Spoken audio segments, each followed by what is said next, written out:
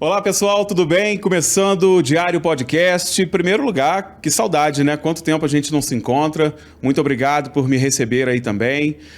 Muito bacana esse projeto, é um projeto em parceria com o Grupo Diário, o Teresópolis Shopping Center. E nós estamos aqui nesse estúdio bonito, que eu convido você a participar também, e trazendo sempre pessoas importantes, relevantes, para conhecer um pouco mais dessas pessoas, conhecer um pouco mais de quem faz efetivamente o dia a dia da nossa cidade.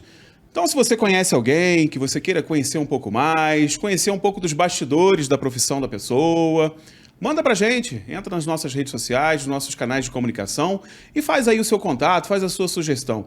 Como sempre, a sua sugestão é muito bem-vinda.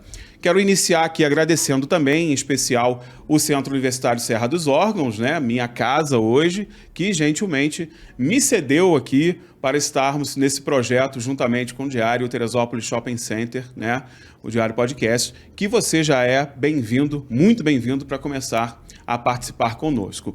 O meu convidado de hoje é um convidado muito especial, com certeza você já viu aqui na telinha do Grupo Diário, já escutou na nossa rádio, já viu alguma notícia relacionada em nosso site, nas nossas redes sociais, afinal de contas, né?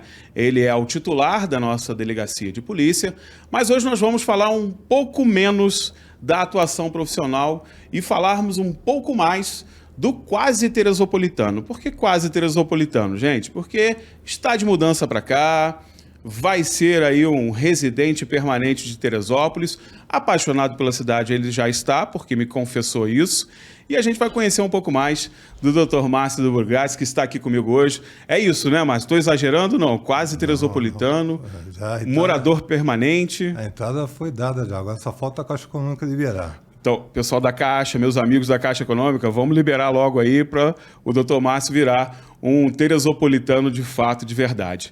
Dr. Márcio, a cidade de Teresópolis tem esse carisma natural, né? As pessoas acabam se apaixonando mesmo, né? Eu tenho muitos amigos que ao longo da pandemia, tenho certeza que o senhor também, ao longo da pandemia vieram para cá, escolheram Teresópolis para fugir um pouco, né, dos reflexos que a pandemia acabou causando. Eu tenho certeza que o senhor conhece muitos.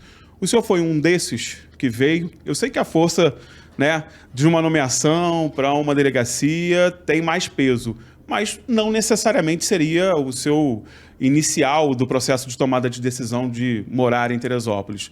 Um pouco disso também te conquistou? Bem, eu na verdade, a minha vida na polícia, ela praticamente 60% dela eu trabalhei em delegacias especializadas. Sim. Então eu trabalhei 5 anos como titular da Delegacia de Roubo e Furto de Automóveis, 3 anos como delegado titular da Delegacia de Repressão Entorpecente, 4 anos como titular da Delegacia de Visão e Capturas Posinter. E chegou um momento na minha vida que eu queria buscar outros desafios, buscar uma cidade que eu pudesse fazer uma coisa diferente por ela. E me deram várias opções quando eu decidi sair das especializadas, e me deram várias opções e eu queria vir para Teresópolis. Eu falei, eu queria vir para Teresópolis. Na verdade é uma cidade que eu aprecio, eu sou um motociclista, então por diversas vezes... Já tinha vindo aqui outras vezes. Eu venho diversas vezes para cá. E também o que me influenciou muito foi que eu passei assim, por um momento diferente na minha vida, que foi trágico para Teresópolis, que foi justamente aquele desastre de 2011. Sim.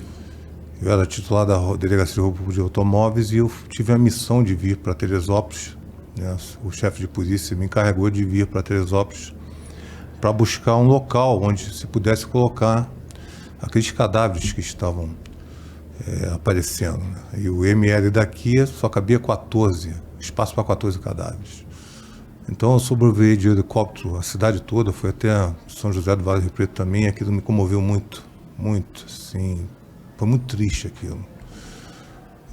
Então, por ter marcado a minha vida, né, esse momento triste, né, eu achei que seria legal vir para Teresópolis e tentar fazer uma coisa legal. A gente vê que hoje em dia, infelizmente, o Rio de Janeiro diversas cidades que eram muito tranquilas, como Angra, Macaé, Campos, na verdade, estão com um momento muito difícil de violência, que eram cidades tranquilas. Então eu queria vir para Teresópolis e fazer com que Teresópolis continuasse assim. Né? Vi que a cidade é extremamente tranquila e tive essa opção de vir. E uma das coisas que eu primi logo quando eu vim para cá, porque eu sempre trabalhei com uma equipe muito grande, né? Eu tinha mais ou menos 20 policiais na minha equipe. E quando eu decidi vir para cá, eu cheguei para o meu braço direito, né? O meu chefe de serviço, e falei, olha só vai nós dois. Vamos construir uma história nova, com pessoas novas. Eu quero dar chance. Legal. Eu acredito que a cidade ela é uma cidade diferente e os policiais que trabalham em Teresópolis, como na cidade interior, são diferentes, porque a maioria deles moram na cidade. Então eu acredito que a dedicação em relação ao trabalho vai ser diferente. E eu não me arrependi. Na verdade, eu tenho excelentes policiais que se dedicam diuturnamente para o trabalho. A gente se fala, né? Eu sou demandado todos os dias, eu não tenho finais de semana, eu não tenho feriados. E os policiais também não. Verdade. Então, quando acontece alguma coisa de repercussão, em que surge uma informação para eles, independentemente do dia, a gente se comunica. Legal. E os policiais, eles sabem do compromisso que eles têm. É o que eu falo para eles, né? Quando a gente faz as nossas operações, quando a gente tem uma investigação de êxito, a gente sempre coloca a nossa frase lá, né? Nós somos poucos, mas fazemos muito. Isso aí. E é uma realidade, assim, policiais que se dedicam porque eles sabem que se não fizerem hoje, quem vai sofrer amanhã vai ser seus filhos e seus Exatamente. netos.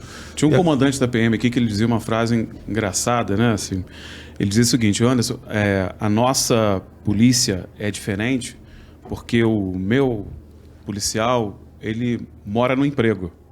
Né? Diferente da capital, da região metropolitana, em que muitas vezes você tem o policial trabalhando na Zona Sul e morando na Zona Norte, aqui é diferente, né? Ele está no quintal dele, né? Ele está cuidando do quintal dele, está cuidando da família dele, né? Isso faz a diferença, né, Márcio? Faz, com certeza, até porque, se pensar bem, o policial, no Rio de Janeiro, por exemplo, o policial não quer trabalhar onde ele mora. É isso aí. É arriscado para ele. É um perigo para ele. É um perigo. Aqui, muito pelo contrário. Aqui é um privilégio. O privilégio. O policial, ele trabalha e todos sabem que ele é policial e não sofre qualquer tipo de represália por conta disso. Não acontece. E também outra coisa que me impressionou muito foi as pessoas, o ser humano. Né? Verdade. Logo quando eu cheguei que teve um homicídio em Teresópolis, um caso gravíssimo. Um senhor foi espancado e eu, como sou um policial de campo, né, não sou aquele delegado que fica atrás numa mesa, num gabinete, não gosto. Eu gosto de fazer tudo, eu gosto de investigar, eu gosto de ir para a rua aprender, entendeu? Eu não gosto de tomar recado, eu gosto de vivenciar o momento. Então eu participo das operações e faço com gosto. Gosto de estar no meu ambiente de trabalho, conhecer a região. E nesse homicídio eu comecei a ir em diversas residências, onde eu avistava que tinham câmeras de TV, e eu batia nas portas e era muito bem recebido. Muito. Eu me apresentava como delegado, dizia que eu estava ali por causa de um homicídio, que eu precisava da ajuda. Por diversas vezes as pessoas me chamavam para tomar um café. Para tomar um café, é verdade. Então, assim, me impressionou muito porque você viu o compromisso da pessoa com a sua cidade, né? Muitos vieram, né, para Teresópolis por causa da violência no Rio. Sim. Então, ele passa pela cabeça deles. Pô, será que eu vou vivenciar aqui o que eu vivi no Rio? Não, eu tenho que dar a minha contribuição. E realmente, a população, a sociedade já tem que contribuir. Ela não pode achar que a culpa é da polícia. A polícia não é causa de nada. A polícia não causa a violência. A polícia, ela trabalha em razão da consequência de uma violência, né? Como a Constituição diz, né? Dever de todo e responsabilidade do Estado. Né? Isso aí. E tem uma coisa também que é importante a gente frisar, né? E eu também percebo isso na população de Teresópolis, é que ela consegue perceber efetivamente que se ela contribuir hoje, né, com o trabalho policial ou com os trabalhos de pesquisa, que é o que eu hoje, né, me dedico principalmente, ela sabe que aquilo ali vai representar para ela lá na frente um benefício. nem que seja um benefício apenas estrutural ou um benefício de ter a sua rua ainda segura, né? Isso a gente não consegue mais ter, né, em comunidades maiores, em cidades maiores, porque efetivamente o Estado não está conseguindo dar conta disso. Então ela não vê o resultado da participação ativa dela. Aqui em Teresópolis a gente ainda tem, né, o cidadão percebendo que ele pode fazer a diferença nesse dia a dia, né? Isso é muito bacana e corrobora o que você disse. Mas o Dr. Márcio, a gente vai falar de segurança um pouco mais daqui a pouco. O Dr. Márcio também tem um outro viés que eu descobri há pouco tempo, quando nos conhecemos, que é um viés que também tem tudo a ver com Teresópolis, né? Então, veja só, ele escolhe vir para cá por conta dessa ligação afetiva com a cidade, mas ele também vem para o berço de uma arte marcial, né? Afinal de contas, Teresópolis é um celeiro, né, mundial do jiu-jitsu. Temos campeões, professores, mestres espalhados pelo mundo inteiro. Acho que em todos os continentes a gente tem algum teresopolitano hoje vivendo de jiu-jitsu, trabalhando com jiu-jitsu. E o Dr. Márcio também é um atleta do jiu-jitsu, um professor de jiu-jitsu, e que veio parar num celeiro da arte marcial suave.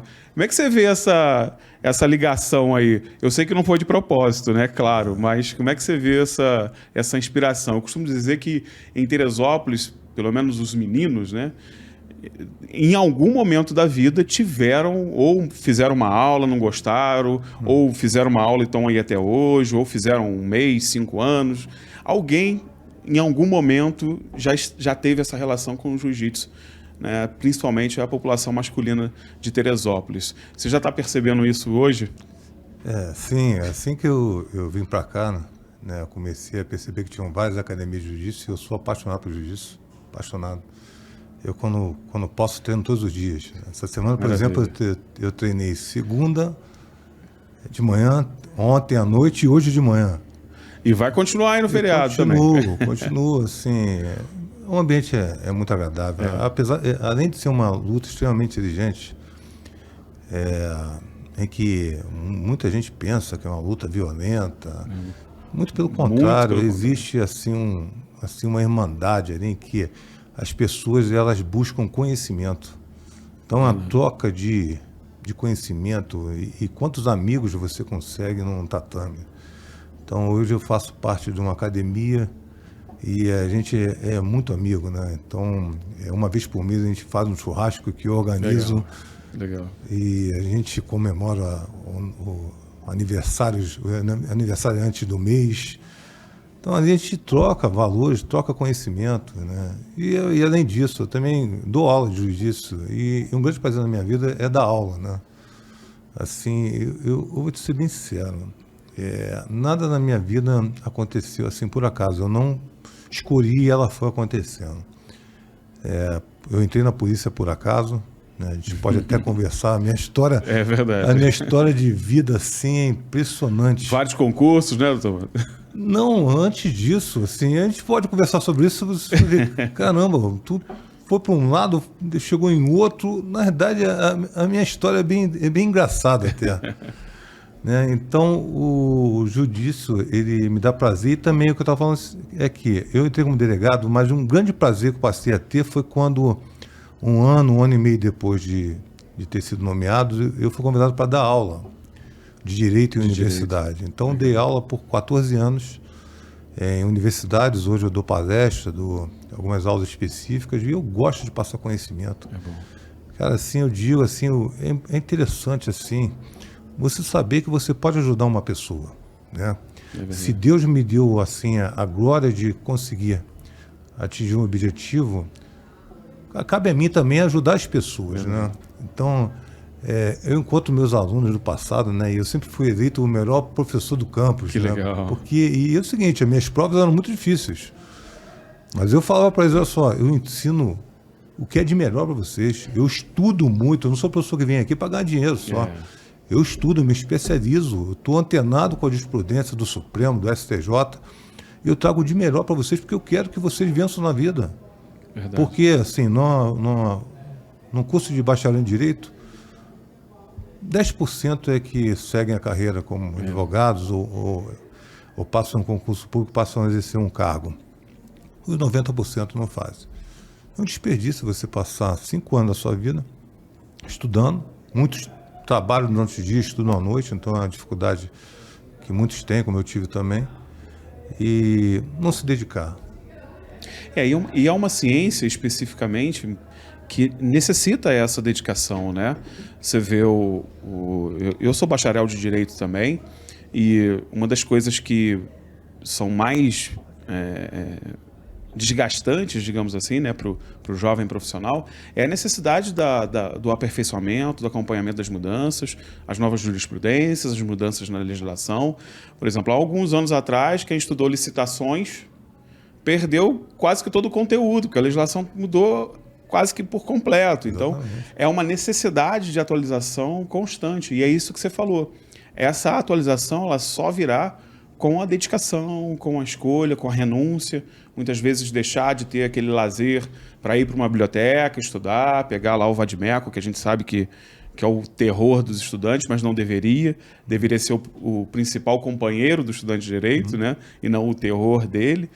Mas tem essa questão, né? É a dedicação, a renúncia, e acho que talvez por isso tenha realmente esse índice de aproveitamento no mercado de trabalho tão baixo, né, o curso de Direito. Não que outras ciências também não tenham, a gente tem vários cursos que também têm essas características, né? Mas o Direito é em especial, porque tem muita gente que faz o curso para concurso público e quando chega lá vê que é um pouco mais difícil do que imaginava, né? Não é tão simples. Pega uns professores aí mais carrascos, né? Que reprovam, porque tem que reprovar, né? Porque o aluno precisa ter aquela proficiência. Então é uma ciência realmente difícil. Na tua trajetória como professor, você pegou alguma história de superação bacana, que você gosta sempre de lembrar, que você gosta sempre de ilustrar, né? A gente tem muitas histórias de superação ao longo das nossas vidas, até em pessoas no nosso meio, né, de relacionamento.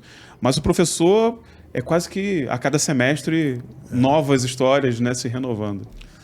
Foram várias histórias de pessoas muito humildes que se tornaram advogados. Bacana. E muitos que passaram em concurso. Eu tenho vários alunos que... alguns alunos se tornaram delegados. Que legal. Muito provavelmente inspirados por você? Eu acredito que sim. Muito provavelmente? Eu acredito que sim, porque viam na pessoa ali na frente que estava dando aula para eles, um cara bem sucedido, que estava num... Eu estava em um momento na minha vida, na minha carreira, que praticamente todos os dias eu aparecia na televisão. Na televisão. Principalmente na delegacia de roubo e furto de automóveis, todos os dias a gente fazia operações. Então, eu entrava nas comunidades, apreendia 50, 100 carros roubados. Então, assim, a questão do carro é uma coisa muito ligada ao ser humano, né? Então, eles viam aquela quantidade de carros.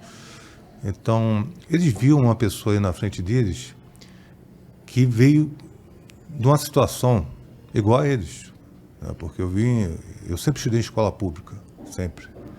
Os meus pais não tinham condições financeiras, eu morava num local extremamente humilde, que hoje, infelizmente, está, assim, com seu território tomado pelo tráfico de drogas. Uma pena. É uma pena, assim, perdi vários amigos de infância porque se envolveram com tráfico de drogas. Então eles viam ali na frente deles uma pessoa que veio de baixo, que fez uma faculdade trabalhando. Eu trabalhei para pagar minha faculdade. A minha faculdade, eu digo, era tão boa que ela até fechou. Então a minha vida foi de muita superação. Então eu sempre falei isso para eles, né? Eu sempre fui uma pessoa assim de um lado motivacional. Legal. Entendeu? Que eu chegava, cara, segue, cara, não para, você não pode parar. Né? Eu me recordo que na minha vida, eu conto sempre a história para eles, de que quando eu me formei na faculdade, estava eu e um primo, a gente começou a fazer um curso preparatório para concurso, e a gente não entendia nada, absolutamente nada. Falava pro meu primo, cara, a gente não sabe nada. O meu primo não aguentou e saiu do curso. Assim, não existe na minha vida a palavra desistir. Se eu me dedico até atingir esse objetivo. Se eu perceber que eu tenho capacidade para isso, né, que isso não depende, não, às vezes não depende só de você. Por exemplo, eu quero fazer uma faculdade de medicina. Infelizmente é uma coisa que não depende apenas de você. Depende da gente. Hoje em dia está muito limitado você fazer uma uma faculdade pública e totalmente difícil você conseguir pagar uma faculdade hoje de medicina, né? E eu me lembro que nesse curso, eu me esforcei muito e eu sempre gostei de andar do lado de pessoas boas, com conhecimento. Eu sempre me afastei de pessoas nocivas. Perfeito. Então eu olhava um cara lá na frente, lá no curso, que respondia tudo. É essa pessoa que eu tenho que estar do lado. Esse cara que eu tenho que estar do lado. É isso aí. Então eu chegava meia hora antes e eu sentava do lado dele. Ele se tornou meu amigo. A gente é amigo há mais de 20 anos. Ele é um promotor de justiça hoje. E eu me tornei delegado e a gente se falava todos os dias, a troca de conhecimento. É engraçado que ele, se você conversar com ele, ele vai falar assim: o Márcio é o cara mais inteligente que eu conheço. Ou seja, o respeito, né, e a admiração de vocês é recíproca, né?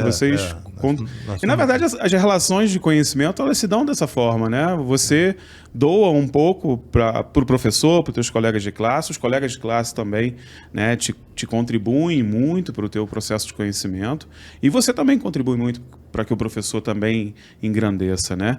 Eu acho que muitas pessoas perdem a oportunidade justamente por isso que você falou, e é importante que você que está, né, nos ouvindo aí entenda isso. As dificuldades elas vão ter em qualquer coisa que você escolher fazer. Viver é difícil, né? Se você pegar as probabilidades da biologia de um organismo vivo se manter vivo, elas são muito mais para a ausência da vida do que pela permanência da vida. É muito difícil viver. E isso aqui não é uma divagação filosófica, é uma realidade. A dificuldade você vai encontrar sempre. O que faz a diferença é justamente isso, é a sua perseverança. Isso que o Dr. Márcio falou. A palavra desistir, ela não deve fazer parte da sua vida, né? Você pode repensar, reformular, até retroagir e voltar novamente com mais força, mas desistir, jamais, né? A gente já é um milagre de estar vivo, é um grande milagre. Converse com o seu professor de biologia, converse com o seu médico, ele vai te dizer isso. É muito difícil viver, né? É muito mais fácil você morrer do que viver. Então, aproveite isso e não desista, né? Não desista. Vamos passar agora para uma questão mais temática, falando um pouco do teu trabalho, né? E é uma preocupação hoje que está em quase todas as esferas, né? Principalmente as esferas de pesquisa e de produção de conhecimento, que é a relação com as tecnologias, com as novas tecnologias, a tal da IA, né? Que está tirando o sono de muitas pessoas. A gente sabe que o trabalho da Polícia Civil é um trabalho de investigação, né? A polícia investigativa, ela é responsável, né, por fazer o processo de investigação, por entregar isso, né, lá na frente à justiça, já tudo, né, comprovado, né, dentro do processo legal direitinho. Mas a gente tem tantos elementos hoje, né, que acabam interferindo nesse processo de investigação.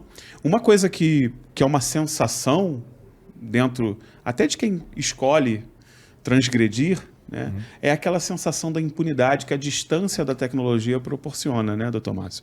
Às vezes a pessoa pensa, eu vou fazer um golpezinho aqui, vou jogar uma fake news ali no grupo de WhatsApp, porque ninguém vai me achar. E, na verdade, estão achando mais até do que as tentativas, né, de novos golpes. Como é que é a sua relação hoje com a nova tecnologia? Eu sei que você gosta de tecnologia, né, mas como é que é a tua relação profissional? A Polícia Civil hoje ela usa muito a tecnologia para a resolução dos casos, para a averiguação, para a investigação? Sim, a gente está com uma estrutura muito boa. A Polícia Civil tem recebido diversos investimentos do governador Cláudio Castro.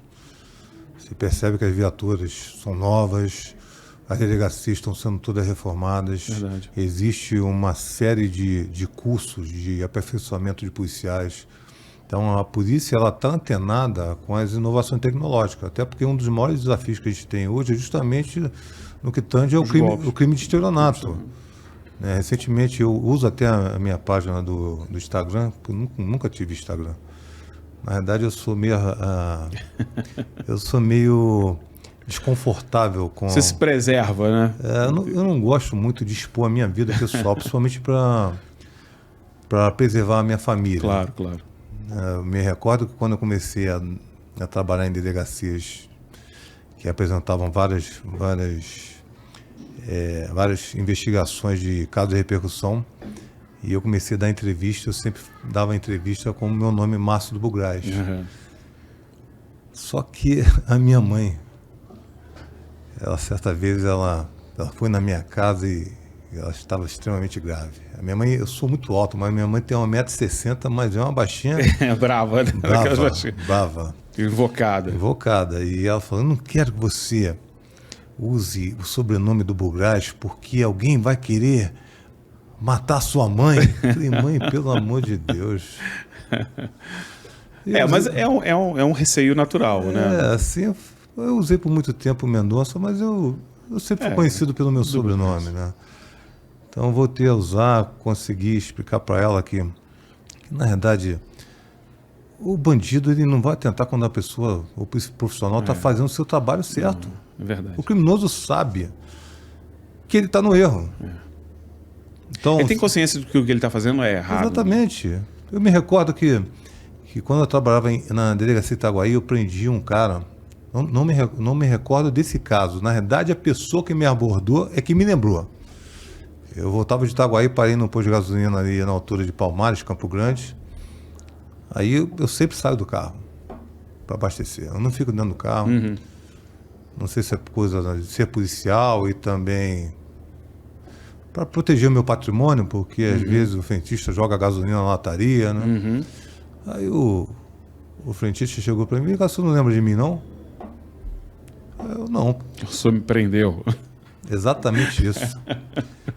No ano passado, o senhor me prendeu por tráfico de drogas. Aí eu já pensei onde está minha arma. Ele, não, calma. Ele está trabalhando, né? Queria agradecer. É um ponto positivo, pelo menos. Isso foi positivo para mim, porque eu fui colocado em liberdade e estou me ressocializando. Estou trabalhando. Então, é o que eu sempre digo, o criminoso ele atenta quando existe um excesso por parte do policial. Mas se você está do teu lado de policial e de bandido, entendeu? Ele não vai fazer nada porque ele sabe que ele está no erro. Não estou fazendo ali, eu não faço as coisas levando para o lado pessoal. Uhum. Entendeu? Se o crime, como no caso que eu estava agora na delegacia, 3 crimes aí de violência doméstica aí, lesão corporal, ameaça e injúria. Ele cometeu os 3 crimes. Eu não posso ser arbitrário e imputar um crime que ele não respondeu. Além de ser um abuso de autoridade, é uma coisa indevida. Sim. Então, esse cara que foi preso agora, ele não vai tentar contra mim, porque eu estou sendo justo. Eu não estou agindo em excesso, imputando uma coisa que ele não cometeu. Isso gera revolta. Então, não tive esses problemas com relação a isso, não, de ter qualquer tipo de represália, porque a gente trabalha certo. O que importa é assim. Teresópolis tem uma sensação de segurança muito grande, né, doutor? A gente... eu falo para os meus amigos lá do Rio, né, que eu posso atender o telefone na várzea tranquilamente, posso ir andando, falando com ele, coisas que no Rio de Janeiro já está ficando difícil em muitos lugares. Na verdade, poucos ainda permitem isso. Mas essa sensação de segurança também gera um campo de oportunidades para quem quer, né, entrar, por exemplo, criar um golpe. E talvez por isso a gente tenha tantos golpes, né, tantos números de golpes, pessoas caindo em golpes na cidade. Você acha que essa sensação de segurança, essa segurança que nós temos, né, em sabermos que a nossa cidade é uma cidade segura, acaba contribuindo para esses pequenos golpes ou golpes até maiores? Isso gera um campo fértil para os golpistas? Bem, eu não acredito que seja um problema de Teresópolis, é um problema mundial. Mundial. Os golpes, né, os crimes de estelionato são problemas mundiais. Eu vou ser bem sincero, eu já fui 2 vezes vítima de estelionato por um cartão clonado. Numa das vezes, então, a minha mulher me gerou muita revolta, porque clonaram o meu cartão de crédito e fizeram uma reserva num hotel na Holanda. Ih, como é que explica isso? Na Holanda. Eu falei, pô, o que eu vou fazer na Holanda?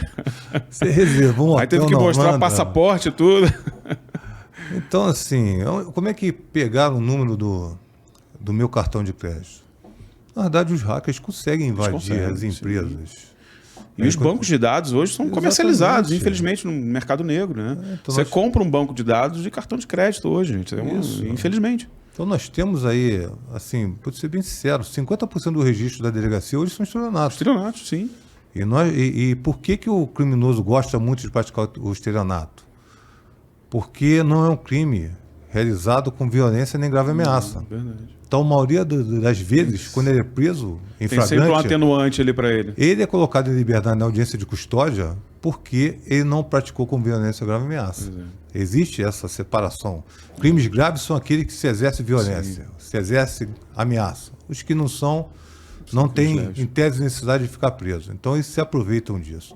E outro detalhe também que prejudica muito a investigação é que houve uma mudança recente na competência para a investigação dos crimes de estelionato. Porque antigamente o local que tinha como atribuição, como competência para apreciar, para julgar aquele fato, era o local onde havia o benefício da vantagem. Da vantagem, sim. A obtenção da vantagem estipulava, determinava o local da investigação, hoje não. É o local onde a vítima ela sofre o golpe. Então, diversas vezes você tem golpes de pessoas praticando em outros estados em que o crime tem que ser investigado aqui por causa da mudança da lei, isso prejudica a investigação. Porque eu não vou estar investigando uma pessoa que está no meu território. Eu vou ter que, por exemplo, mandar uma carta precatória para a delegacia da região onde o cara reside. Para poder fazer as averiguações. As averiguações, isso prejudica a investigação. Às vezes até inviabiliza, né? Isso, exatamente. Dado o volume de investigações que vocês têm e já essa dificultante. E outra coisa também é o número grande de golpes. Cada vez surge um golpe novo. E toda hora mudando, Toda hora, aperfeiçoando. Eu, sinceramente, eu leio praticamente todos os registros da delegacia. Né? Porque tenho delegados que despacham, então 95% do registro... Legal. E eu gosto de ler o registro de estelionato, para ver qual a modalidade que estão utilizando hoje em dia. Como é que é o mecanismo, o modo operante. Exatamente. É difícil. Cada vez um golpe diferente. O que o golpista não precisa e não deve pensar é que a polícia não está preparada para isso, porque está. Hoje, a Polícia Civil, como o Dr. Márcio falou muito bem, recebe investimentos robustos e trabalha com tecnologia. Então, não há uma grande novidade que seja criada que a polícia já não tenha um revés aí ou uma reação à altura. Então, essa sensação aí de que não, eu vou cometer porque crime... A gente já tem uma legislação robusta, a gente tem o operacional investigativo e o operacional repressivo também, né? Não são raros os casos aí de quem está em casa aí, sentado, bonitinho, como aconteceu recentemente, né? Fazendo lá os seus golpes, as suas ameaças, as suas violências dentro de casa e achando que vai ficar impune com isso. Não, né? Vai receber a porta batendo lá e com certeza vai responder a isso e não há de se pensar dessa forma. O que as pessoas têm que se preocupar é ficarem atentas a isso. É isso aí. Na verdade, muitos caem em golpes porque não agem com precaução. Você tem que tomar cuidado do seu dinheiro, proteger o seu patrimônio. Então, as pessoas estão caindo em golpes com a simplicidade. Elas têm que ter algumas cautelas, por exemplo, quando vai comprar pela internet, comprar sempre em um site confiável, observar se lá do lado do endereço existe um cadeadinho, porque ali mostra que as mensagens são dados seguros, então não existe a possibilidade dos seus dados serem repassados para terceiros. Recebeu mensagem, não clicar em mensagem que não conhece. Número desconhecido. Isso diariamente. Eu acredito que todas as pessoas já receberam mensagem de que com certeza é um indicativo de golpes. Tentativas de golpes são... você está devendo... você está devendo a determinada quantia do banco tal. Aí você vai, clica lá. Ali ele vai... Ou então, se você recebe... O seu empréstimo foi aprovado. Você não vai clicar, você não pediu empréstimo. Então, e ter em mente também, né, eu acho que isso é muito importante, de não se seduzir pelas facilidades, porque o golpista ele vai te vender alguma facilidade imperdível, porque precisa ser imperdível, né? Para motivar a pessoa a clicar, a tentar fazer, a fazer o Pix, enfim, seja lá o que for. Como eu disse, nada nessa vida é fácil. Ganhar dinheiro não seria, né? Então não pense que tem que trabalhar, é isso, gente, tem que acordar cedo, tem que trabalhar, não existe fórmula mágica, né? Você não vai ter a fórmula mágica, clicando aqui a sua conta vai ter não sei o que, não existe isso, né? Então, por favor, não façam mais isso. Doutor Márcio, temos duas questões aqui na cidade que preocupam, já estamos caminhando aí para o final, Mas duas questões que preocupam, que eu acredito que estejam ligadas, não diretamente, mas em alguns casos muito diretamente ligadas, que é a questão da alta incidência de violência contra a mulher, né, que são números que preocupam, assim como também o estupro, né, incluído aí nessa gama. E uma discussão que nós temos hoje, que eu já sei o teu posicionamento, mas eu quero que você expresse esse posicionamento com relação à liberação de certas drogas em caráter recreativo. É claro, quem está fazendo essa ligação sou eu, tá, gente? Não existe nenhum dado oficial que faça uma ligação à outra, mas eu estou fazendo essa ligação porque eu quero a opinião do Tomás com relação a isso. Nós temos em Teresópolis um número muito grande de violência contra a mulher, violência doméstica, casos de estupro, historicamente, e a gente está no cerne de uma discussão de liberação de uso de material entorpecente, né, alguns de forma recreativa. Essa ligação sou eu que estou fazendo, por favor. Doutor Márcio, o senhor acredita que as coisas estão, de certa forma, ligadas em alguns casos e o quanto preocupa ou tranquiliza essa possível liberação do uso recreativo? Com relação à violência doméstica, eu vou ser bem sincero, quando eu vim para cá, me impressionou a quantidade de casos de violência doméstica. Nós temos muitos casos, muito. E a gente é muito enérgico com relação a esses casos. Eu, quando realizo a prisão de alguém por violência doméstica, eu gosto de divulgar isso. É óbvio, preservando a identidade da vítima, a identidade do autor também, porque se identificar o autor, se descobre quem é a vítima. Então, as entrevistas que eu dou são com relação à prisão de determinada pessoa, mas e ao fato, né? Ao fato. Que precisa ser noticiado. Isso, justamente para que as pessoas, principalmente as vítimas, elas tenham certeza que elas não estão sozinhas. Sim. Eu sempre digo isso, as mulheres não estão sozinhas. Elas podem vir a gente que a gente vai ajudá-las, como foi o caso de hoje. Uma mulher grávida agredida pelo ex-companheiro porque estava revoltado que terminou o relacionamento e ela iniciou um relacionamento com outra pessoa e engravidou desse novo companheiro e estava agredindo ela. Está preso. Então, as respostas são dadas, os resultados são... Com ações efetivas. Com ações efetivas. É muito... Na realidade, a Lei Maria da Penha é uma lei fantástica, que ela já recebeu mais de 15 atualizações. E existe um crime hoje, que é o descumprimento de medida protetiva, que não cabe fiança. Então, se há uma medida protetiva decretada e ele descumpre a medida, ele vai preso, não tem fiança. Então, a gente tem muitos casos, as respostas são dadas, existe hoje uma assistência muito grande para a mulher, de ela poder ficar num abrigo social, de receber um salário aí, né, que possa ajudá-la a se recuperar, né, até ela conseguir um emprego, uma assistência para os seus filhos. Ela não está presa àquele agressor. Então, isso aí é uma situação realmente que nos preocupa. Outra que nos preocupa muito também é o estupro de crianças. Muitos estupros de vulneráveis em Teresópolis, muitas crianças sendo abusadas. E a gente tem um setor aí dedicado exclusivamente para isso. A gente tem um projeto muito interessante que funciona muito bem em Teresópolis, que é o projeto Bem Me Quer. Bem Me Quer, fantástico. Então, as crianças elas não são colhido o seu depoimento, as suas oitivas na delegacia. Elas são levadas para uma outra estrutura, onde tem assistente social, psicólogos.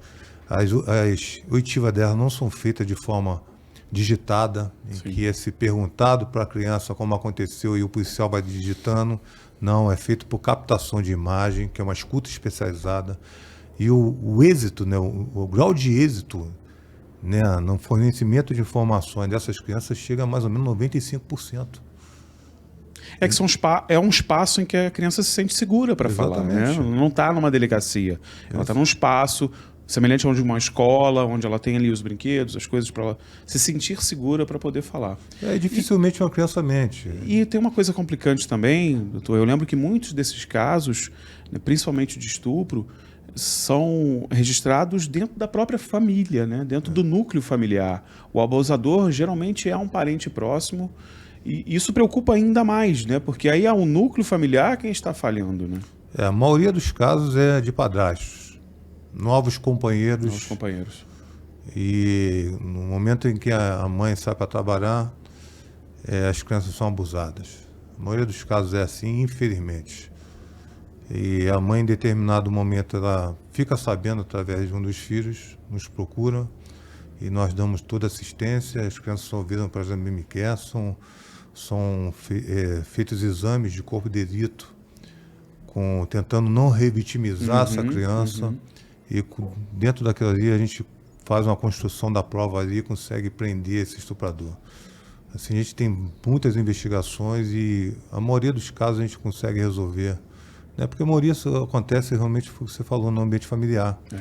Então o autor está ali. Fica mais difícil quando um abuso acontece por uma pessoa desconhecida.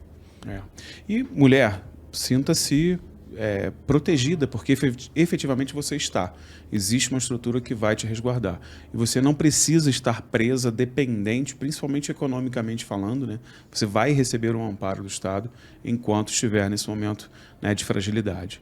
Confie, né, nas nossas estruturas de segurança, porque elas vêm passando por vários processos de atualização, de melhorias, de investimento, para que você não continue na situação de violência, né? Porque pode ser que você tenha ali uma dependência financeira, os seus filhos dependam, mas você vai continuar se submetendo a essa violência por conta disso? Não, você não precisa. Você tem outros caminhos para você trilhar a sua vida, né? A mulher se sente muito reprimida, principalmente por por essa soberania econômica que muitos companheiros acabam exercendo sobre ela e acaba deixando de lado os seus mecanismos de defesa. Então não façam, né? Não façam. Isso também tem que ser pensado, né? A mãe, na verdade o núcleo familiar é a mãe. É a mãe, isso aí. Então se a mãe não pensar que aquilo ali pode gerar um efeito para os próprios filhos, porque ele começa a bater nela, daqui a pouco está agredindo os filhos. Verdade. E também essas crianças vão viver nesse ambiente e no futuro vão agredir as suas mulheres. Vão ser novos agressores. Exatamente.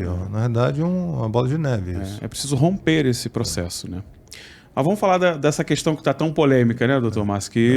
Mas precisa ser discutida, efetivamente, né? Claro. Ela precisa ser discutida, a sociedade precisa discutir.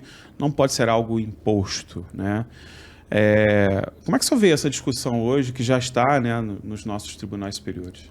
O Supremo Tribunal Federal está analisando a possibilidade de descriminalizar a maconha. O uso recreativo da maconha. O uso recreativo da maconha. Né? Assim, a minha opinião pessoal, isso não deveria estar num ambiente a ser decidido pelo Supremo Tribunal Federal. Isso aí nós temos representantes que são eleitos através do nosso voto, isso aí tem que ser decidido pelo Congresso Nacional. Mas o Supremo está querendo decidir. Eles acham que podem, em tese, legislar. E eu, assim, na minha opinião, sou totalmente contra a liberação da maconha. Começa com a maconha, daqui a pouco vai liberar a cocaína. E eu estava recentemente assistindo assim, a manifestação do ministro do Supremo. Eles estão discutindo a quantidade que vai ser considerada para criminalizar. O que é ou não, né, o máximo permitido. Então, não vai cometer crime de posse de drogas se tiver portando 60 gramas, agora estão pensando em 100 gramas. Acho que tem que ser observada a quantidade. 60 gramas de maconha é muita coisa. 100 gramas de maconha é muita coisa. Então, como a gente sabe que hoje em dia o traficante não anda com grandes quantidades, ele vai ficar levando na sua posse uma quantidade em trouxinhas, em saquinhos, de até 99 gramas. Ou seja, essa porção liberada efetivamente pode institucionalizar o comércio, né? Isso. Então, vai ser difícil daqui a um tempo você conseguir mensurar o que é o traficante e o que não é o uso recreativo. É verdade. E assim, por mais que tenham pessoas que criticam isso, eu respeito a opinião de todo mundo. Mas os estudos que eu fiz até pelos 3 anos que eu trabalhei na delegacia entorpecente é que nos locais onde se descriminaliza qualquer tipo de droga, os outros crimes aumentam. Então vão muitos dizer assim, mas o álcool é liberado. Então já tem uma droga que gera muito efeito danoso. Então vai liberar outra. Então aumenta-se muito os atropelamentos, os acidentes, né, com veículos. Aumenta-se muito casos de roubo, de furto, de homicídio, de latrocínio, porque as pessoas elas têm que consumir, elas têm que ter dinheiro para consumir. E gera dependência, né? E gera dependência. Coisa que não está nessa discussão, que é a questão da dependência. Né? Isso, dizer, aquilo gera dependência química. Gera. Então, não, é que as pessoas, a maconha não faz tanto mal porque é natural. Não interessa, gera dependência. Então, vai diminuir a violência. Não vai diminuir a violência. Porque vai se vender, tudo bem. Vai se passar a vender, por exemplo, maconha na farmácia. Ali, daquele produto vendido pela farmácia, vai incidir impostos.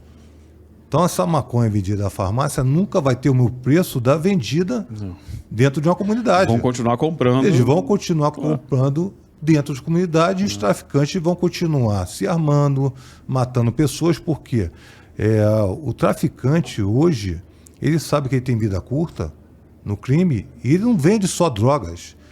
Ele expandiu os negócios dele. Ele expande o negócio dele para roubar carro, roubar carga, praticar sequestros.